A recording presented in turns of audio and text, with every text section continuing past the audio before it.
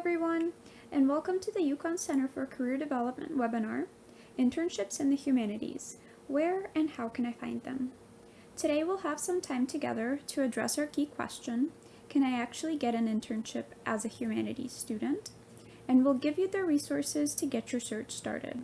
Now, before we jump in, let's start with some introductions. My name is Victoria, and I work here at the UConn Center for Career Development, and I'm a senior, double majoring in English and Communication, and I'm minoring in Sociology, so I'm also a humanities student. With me today is one of our career consultants, Aaliyah Castleberry, who works frequently with humanities students and serves as one of our liaisons between our office and the College of Liberal Arts and Sciences. At the end of the webinar, we'll have some time to answer any questions you might have, so make sure to take notes or write things down that you would like to ask. Over the course of our time here, we'll talk a little bit about your degree and what it means within the context of CLAS. We'll review transferable skills and talk about the importance of marketing yourself. Then we'll share some humanities internship success stories and explore some examples of internship opportunities outside of the humanities that our students have had. We'll also touch on the resources you have available to you to start searching for internships within your domain and talk about some opportunities within specific departments here at UConn. Following everything, as I mentioned, will be our live Q&A session with one of our consultants from the Center for Career Development. Let's get started. Under the big umbrella of CLAS, or the College of Liberal Arts and Sciences, there exists a number of students studying anything from physics, to English, to communication, to speech, language, and hearing sciences. What brings them together is the college they remain a part of, but what distinguishes them is the academic department they find themselves in. There are 4 departments in CLAS in which all of their undergraduate majors are housed. These are the humanities, the social sciences, the life and behavioral sciences, and the physical sciences. So what is a humanities degree? Some of the biggest programs that fall under this category are listed here, but others include human rights, urban and community studies, and women's gender and sexuality studies, among others. The humanities focus on the study of human culture and experiences, and those who major in the humanities are often looking for a deeper, educated understanding of our history, art, and essentially everything humankind has created. The next department most closely related to the humanities is the social sciences. Here you'll find some of the degree programs that align with the career paths many humanities students find themselves in over the course of their careers. We see a lot of students finding careers in the realm of business, government or public policy, and communication in particular. These 2 main categories can overlap in some areas, so it makes sense that there are similarities when students are pursuing their careers. The scope of the life and behavioral sciences is wide-ranging and aims to explore the cognitive processes, functions, and relationships between all living organisms, and the programs here take a relatively interdisciplinary approach to their studies. The acronyms listed here include the majors of Ecology and Evolutionary Biology, Human Development and Family Sciences, Molecular and Cell Biology, Physiology and Neurobiology, Speech, Language, and Hearing Sciences, and also Linguistics and Psychology, among others. These majors and departments within the physical sciences allow students to develop skills in scientific thought, observation, experimentation, and formal hypothesis testing.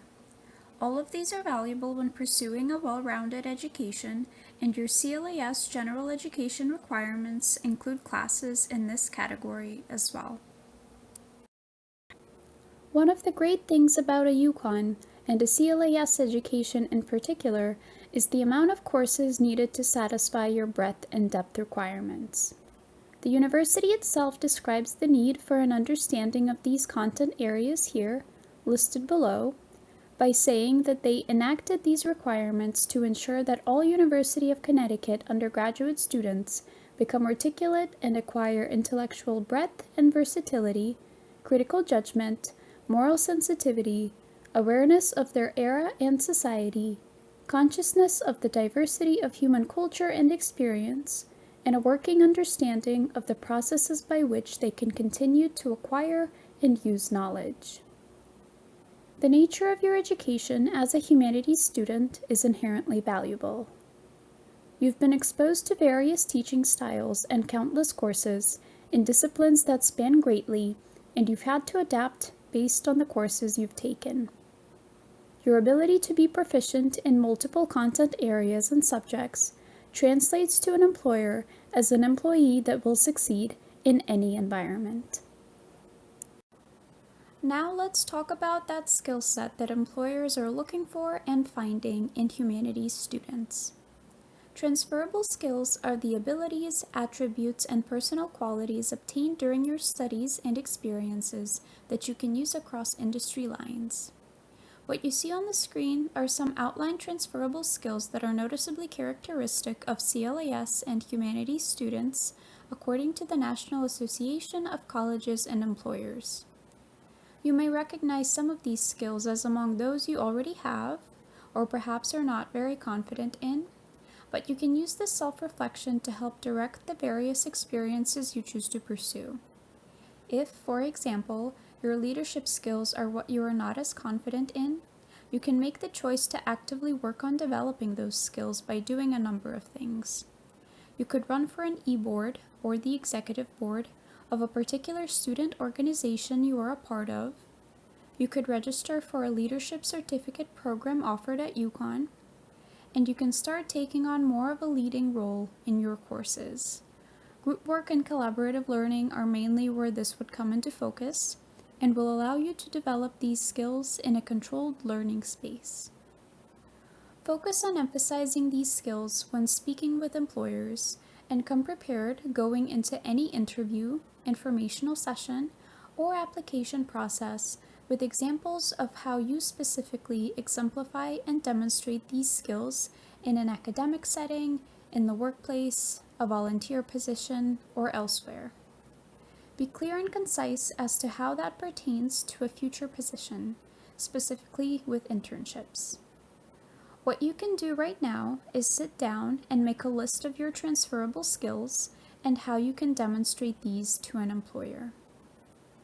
Thinking about how this applies to internships, internships are valuable in that they offer students and recent graduates the opportunity to transition from a classroom setting to a workplace setting where the stakes are high because it is a job, but it is also an active learning environment for the employee. You can continue to develop these skills and still be a great asset to an organization. Now, the truth is that although your humanities degree equips you with many of the skills and career competencies that employers are actively looking for in new hires, we often see that current students and even graduates are unable to properly articulate their value and market themselves appropriately. You personally know the value of your education, but how do you communicate that to someone you want to hire you? First, you have to think about the aspects of your studies that make you an asset. According to NACE, the National Association of Colleges and Employers, employers value the ability of students to be flexible and adaptable to new workplace environments. They have well-developed communication skills, and they have that level of critical thinking that is so crucial in any position, regardless of industry. So let's talk a bit about the opportunities that are currently available to you. If it feels like you don't know where to start or what to look for, here are some examples of the more traditional humanities internships UConn students have had in the past. Allie O'Brien served as a web copy intern at the Connecticut Health Network, where her tasks were primarily writing and editing content. She was an English major with a double major in communication. Julia LeBlanc secured a position as an editorial intern at News 12 Connecticut and went on to become a news anchor. She studied journalism while she was a student at UConn. Madison Savage, studying history during her time at UConn, became an education intern at the Litchfield Historical Society, which was an internship in her area of interest. The positions you see here are just some examples of some of the more traditional humanities internships we see students having. These 3 students listed here are UConn graduates or soon-to-be graduates who gained internship experience not directly related to their degrees, and it ultimately benefited them greatly. Jesse Cohen studied English when he was a UConn student and took a minor in history, but his first internship experience was as a marketing intern, where at the same company years later, he now works in a full-time capacity. Although it wouldn't seem as though his degree in English would gear him towards a career in marketing, this is where he chose to pursue opportunities and found success in it. Alexis Cortez studied English and political science with a minor in women's, gender, and sexuality studies. Her internship experience was valuable and allowed her insight into the realm of public policy, which does fall into the social sciences category, and she continues to be involved in the community in similar ways. And as we saw previously, Madison Savage had a successful internship as an education intern, but before she started her internship there, her first internship was as a staffing agency intern at K-Force Incorporated, and it proved to be valuable for a number of reasons.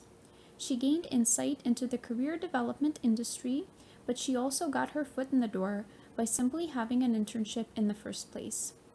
We see this a lot in our students who are applying to internships, and I know firsthand that employers hiring interns for specialized positions often look for previous internship experience as a prerequisite. This is something to keep in mind as you are beginning and continuing your searches. An internship, even if it lies outside of your desired field, can add significant value to your potential contribution to a workplace in the eyes of an employer and supplement your resume really well.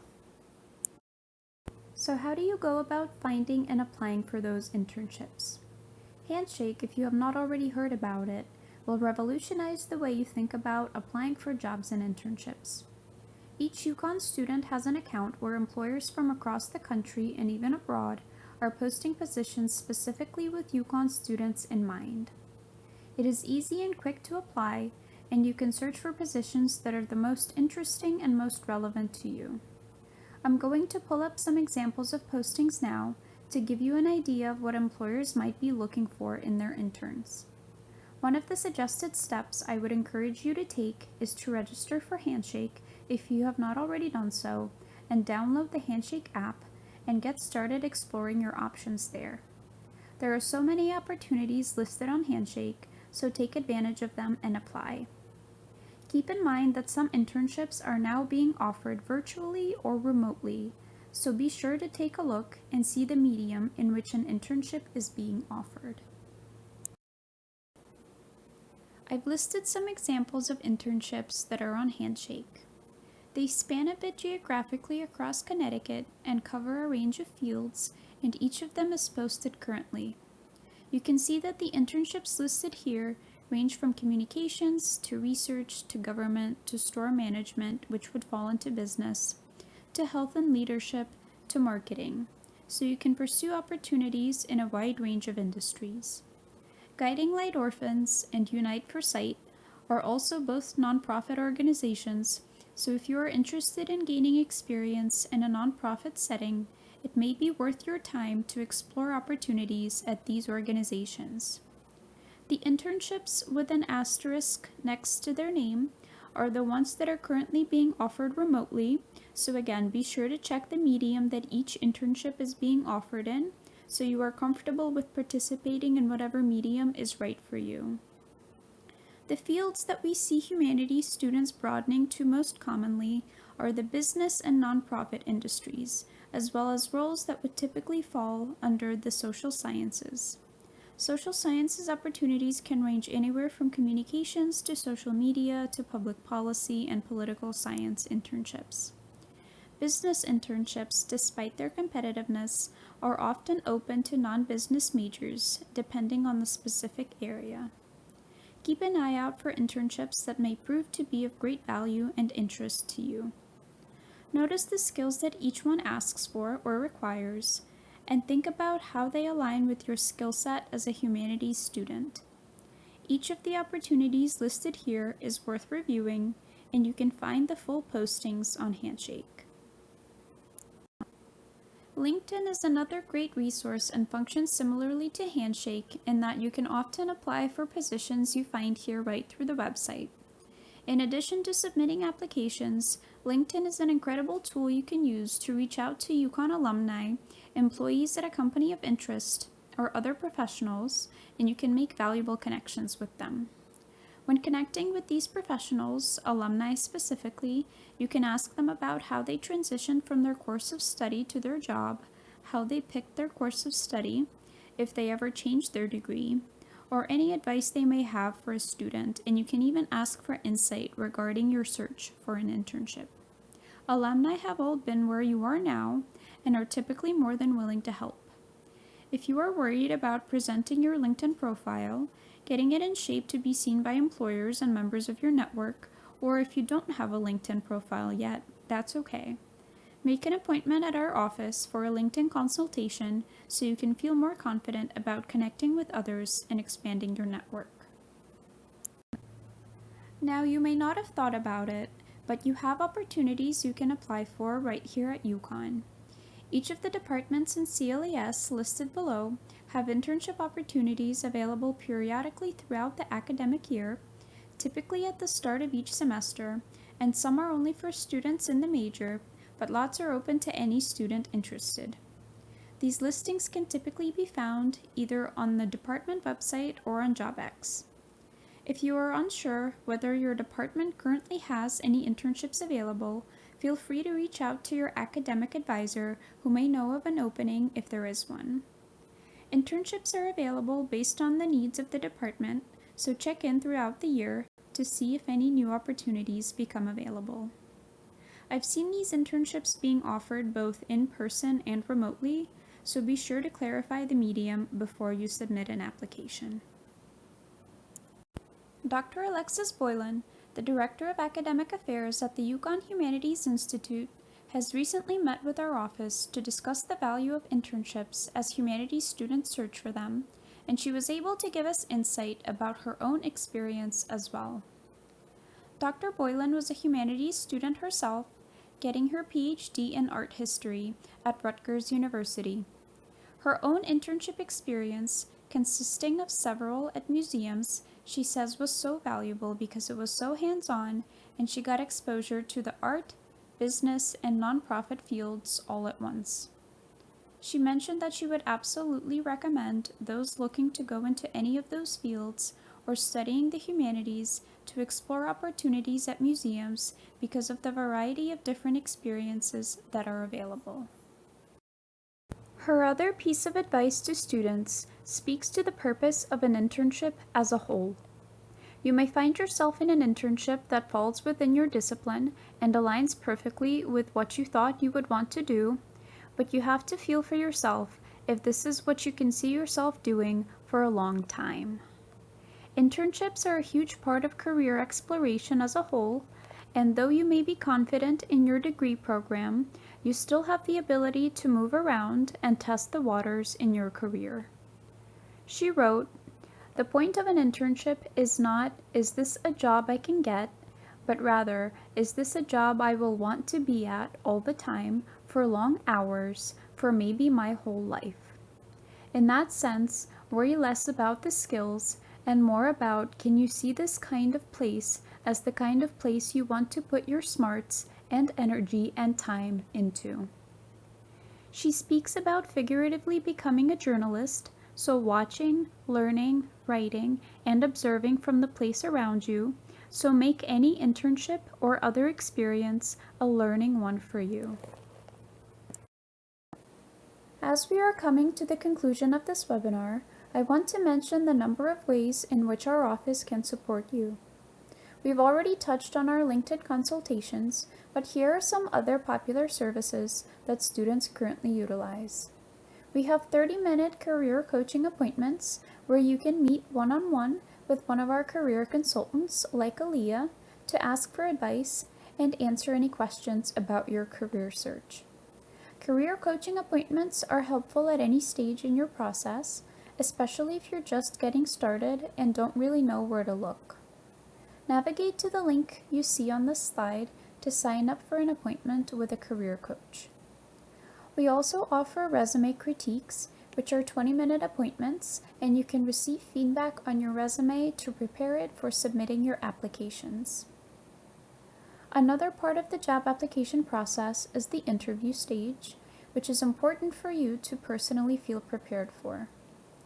We offer 45-minute practice interview appointments so you can experience an interview simulation without actually attending an interview and receive feedback from the interview questions that we ask you on how you can improve your responses. We also currently host many office-sponsored events being held periodically during each semester to help you in your career development journey. The month of February is our Internship Research and Co-op Month, which this webinar is a part of. So you can go on the link provided above and see the events that we are holding in February that you can sign up to attend.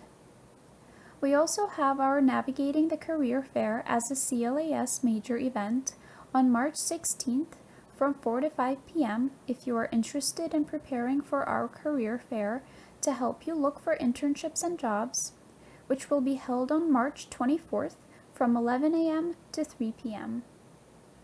Please note that all career services appointments and all of the events hosted by our office are virtual at this time, so please check the links you see on this slide to register for events and appointments.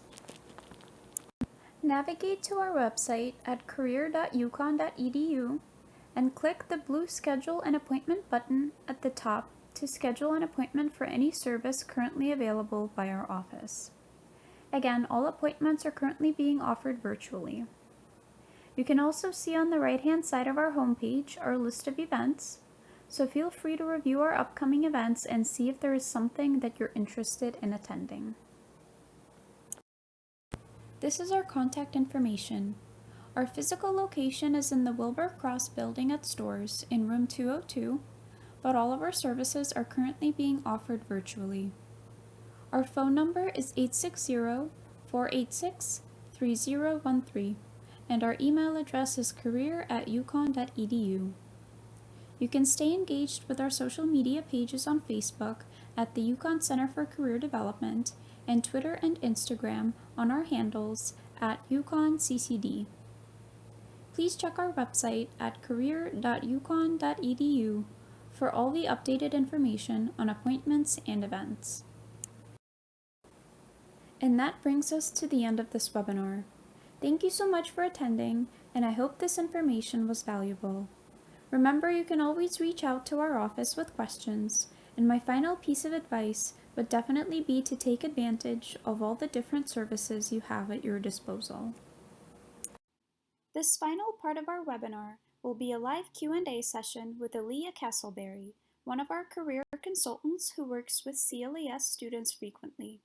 She's here to respond to any questions that you have.